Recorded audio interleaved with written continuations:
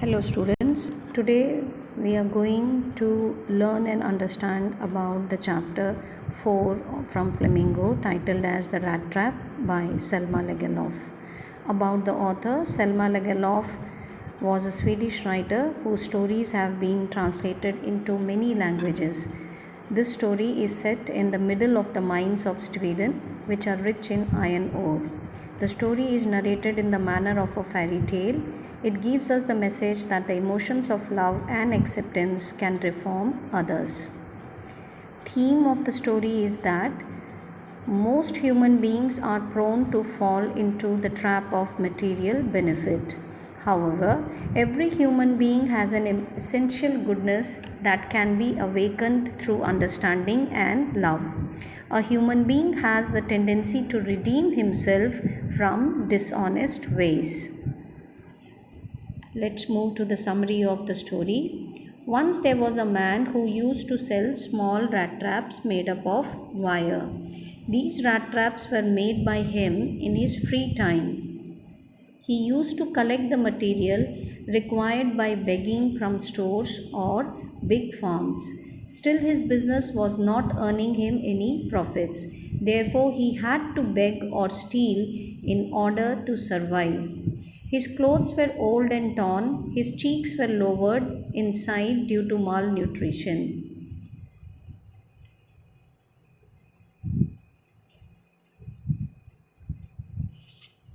No one in the world had ever been kind to the rat trap seller, so he started thinking ill of others. It became a favorite pastime for him. During dull moments, these thoughts made him happy, so he continued with ill of those who were known to him. He would imagine those people who were already trapped in the rat trap of worldly things and also those who were about to get trapped in it. The man was thinking about the rat trap, and suddenly a thought came to his mind that the whole world, which includes land, sea, cities, and villages, was similar to a rat trap. He thought that there was no meaning of the existence of this world. It was nothing but a temptation, just like cheese and pork, which we offer as bait to catch the rat. So, according to him, as soon as someone tries to comfort himself with joy, food, and shelter, he at once gets trapped into this rat trap which is known as world.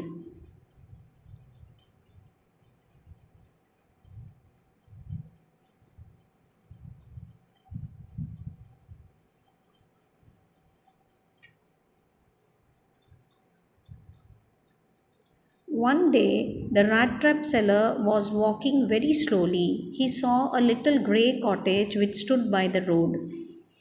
He went up to the cottage and knocked at the door as to get shelter for the night. He was welcomed by an old man into his cottage.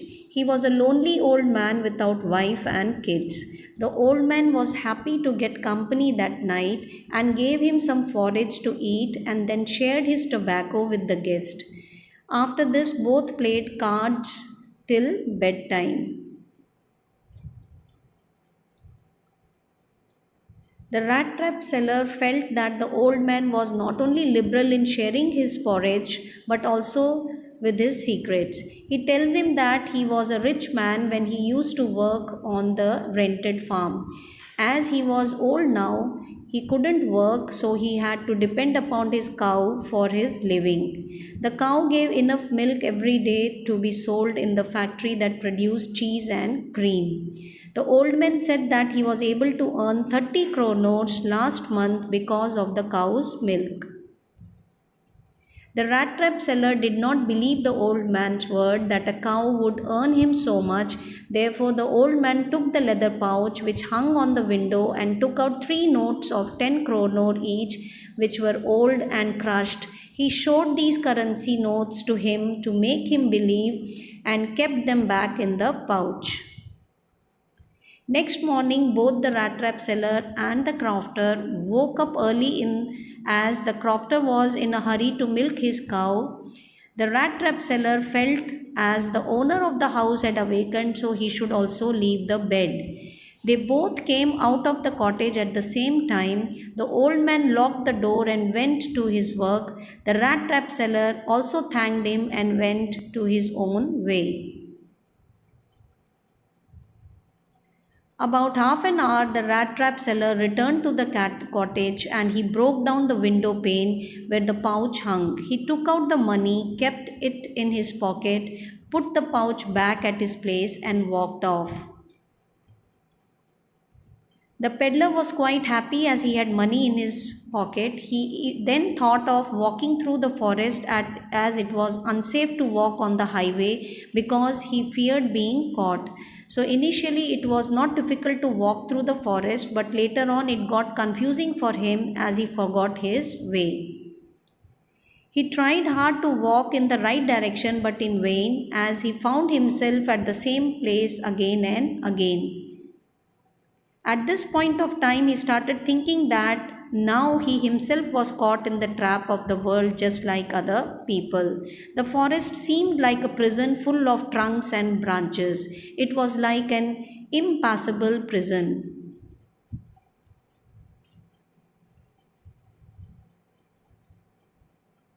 As it was the month of December, it got dark early.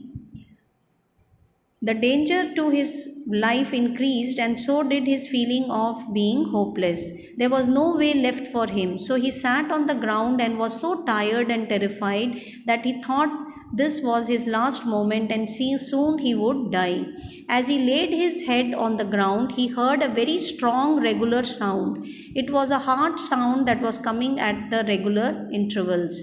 He soon realized that these sounds were the sounds of hammer strokes from an iron mill.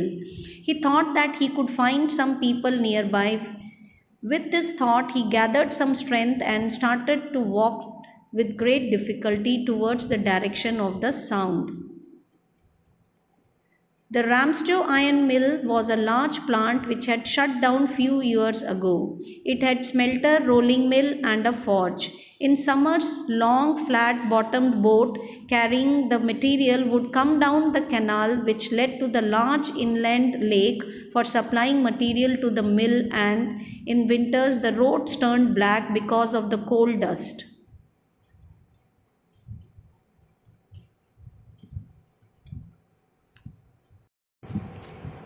On one long dark evening near Christmas time, the master smith and his helper were sitting in the dark forge which was built near the furnace. He was wearing a long shirt and a pair of wooden shoes. Both of them were waiting for the pig iron which was put inside the furnace fire to be ready to put into the anvil. They took turns to stir the liquid which was very hot. As they could bear the heat for a few minutes, each of them would turn sweating profusely. One would hear different types of sounds in the forge. There was a big bellow which was blowing air in the fire with great sound. Also there was the sound of cracking coal. One could also hear the bang of the charcoal which was being shoveled by the fire boy. The sounds which were coming from the outside the mill, these were of the waterfall, the high speed north wind which hit the raindrops against the brick tiled roof. It was due to these different types of sounds that the blacksmith didn't realize that a man had opened the gate of the forge and had entered till he came and stood near the furnace.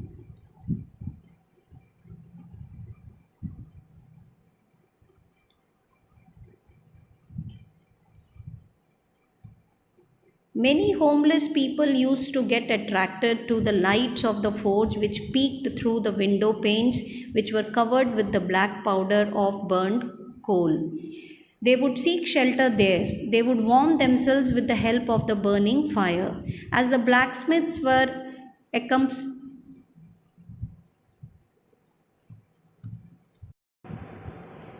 As the blacksmiths were accustomed to visitors, they were indifferent to the man. The rat trap seller's appearance was similar to that of other wanderers. He had a long beard, was dirty, wore old worn out clothes that had a bunch of rat traps hanging from his chest.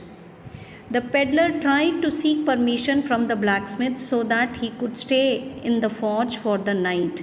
He allowed the peddler with an arrogant concern by just nodding and didn't say a single word to him.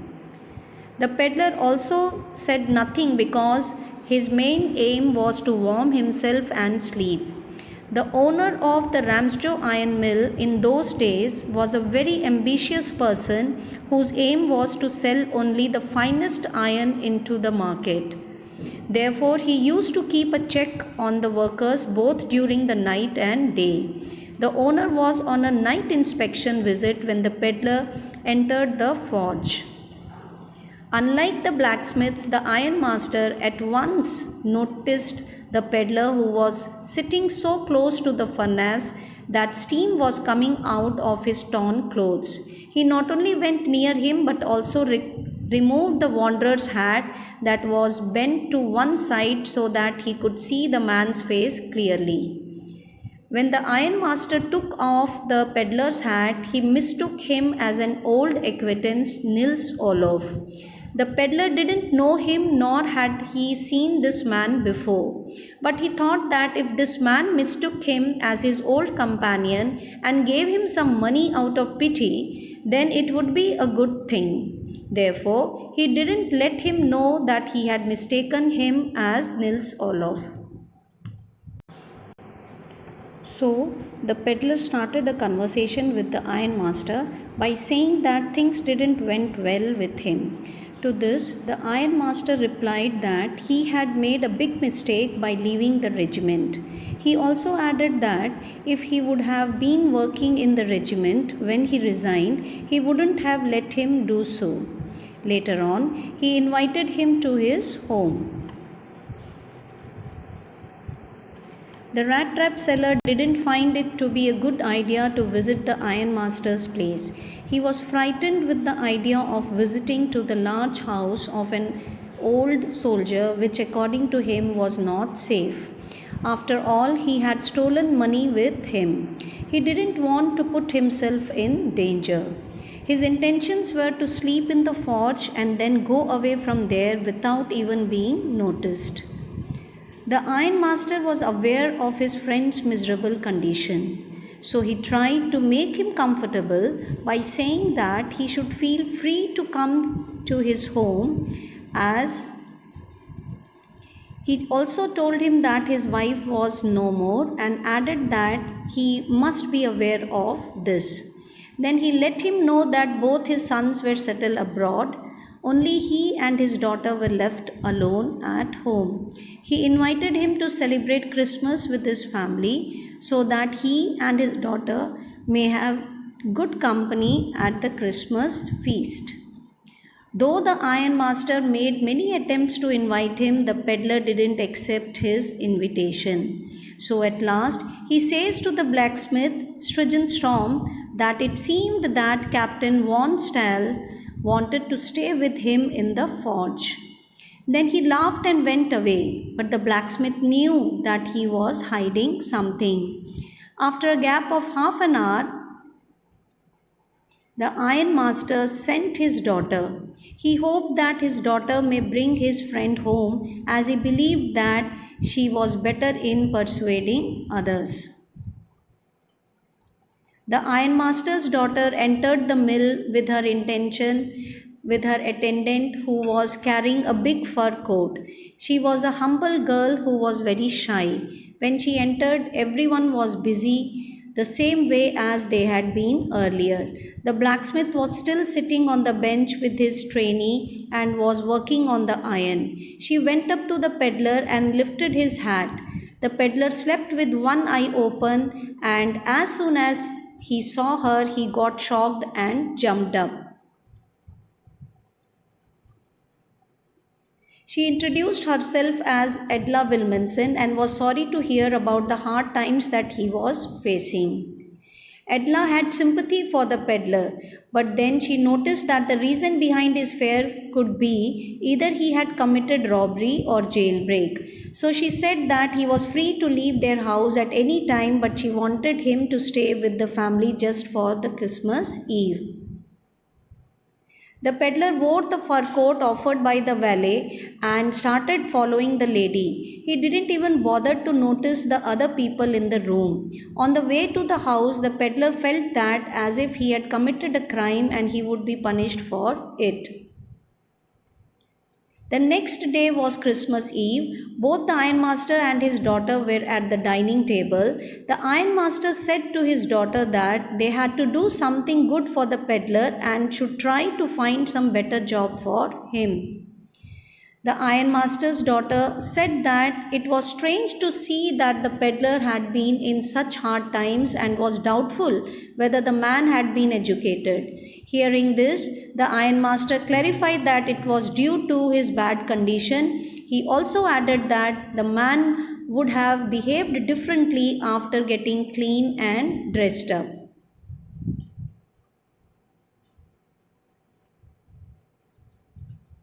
The ironmaster seemed very angry in the morning to see his well-groomed guest, as now he could make out his appearance well, and realized that he was not his comrade.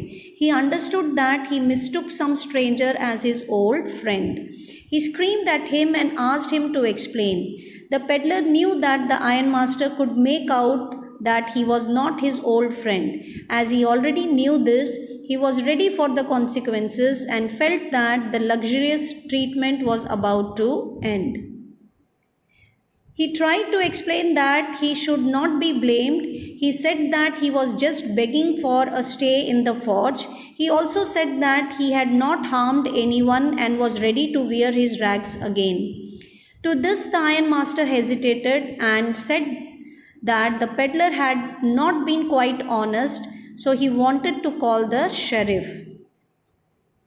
The rat trap seller gets so enraged upon hearing about the sheriff that he struck the table very hard with his fist and said that this whole world was a rat trap and all the good things are just a bait, like the rinds of cheese and the small pieces of pork for the rat which was offered to trap it. The ironmaster didn't like the peddler's word and decided not to call the sheriff. He asked the peddler to leave at once. The ironmaster's daughter stopped the peddler. She wanted to help the poor fellow. Since morning she was planning how she could make the peddler stay happy on the occasion of Christmas. Therefore she went against her father's will and stopped him by closing the door. She tried to explain the difficulties faced by the peddler. She said that he didn't have any home, he was turned out from wherever he went, and he always kept on running in order to safeguard himself from being arrested. She said that she wanted him to enjoy Christmas with peace as they had promised him. They should not send away a man on Christmas, the man whom they had promised happiness on the day. The ironmaster was not able to find an answer to go against his daughter. The only thing he could say to his daughter was that she was trying good at convincing others better than the priest at the church. But he also warned her that hopefully her decision would not bring any adverse effect on them. The girl took the peddler to the table and offered him food. She saw that her father had consented to her wish. The peddler didn't say any word and started eating. He went to sleep after having food. He did not cause any harm to anyone and lay down on the sofa in the guest house. He was once woken in the afternoon, but after having his lunch, he again went to sleep. In the evening, the family woke up as they had to light up the Christmas tree. He stood there blinking as if he was getting hurt by the bright light of the candles. Finally, they called him again for the dinner of Christmas fish and porridge. After the dinner was over, the peddler thanked everyone present. The ironmaster's daughter said that the clothes which were given to him were a Christmas present from her father. so he could carry them with him. She even invited the peddler to be with her family for the next Christmas Eve and promised that nothing bad would happen to him. The peddler did not have an answer for this and stared at the girl with wonder. Next day, both Ironmaster and his daughter went for the Christmas service early in the morning. They didn't disturb their guest as he was asleep. Both Ironmaster and his daughter had come to know that a rat trap seller had stolen money from an old crofter. They realized that he was the same man whom they had over as a guest. The ironmaster said that it was his daughter who insisted to give shelter to a thief and was wondering how many silver spoons had been stolen by him. The ironmaster, on reaching home, inquired about the peddler from the valet. He also told him that he was a thief. To his surprise, the valet told him that the peddler, instead of taking something, had left a small Christmas gift for Miss Williamson. The ironmaster's daughter opened the gift. The gift was so roughly packed that she could easily guess what was inside the pack. Apart from a rat trap and 3 kroner notes, there was a letter. The letter was addressed to Miss Edla Williamson. The peddler had thanked his host who had taken care of him as if he was a real captain. In return, he gifted her a rat trap and also requested her to return the stolen money to the old man who had kept the money hanging in a pouch near the window as a bait for the poor wanderers. He said that it was she who let him free from the rat trap by raising his status from that of a mere peddler to that of a captain. At last he undersigned the letter as Captain Von Stael. With this we conclude the explanation of chapter The Rat Trap, written by Selma Lagerlöf.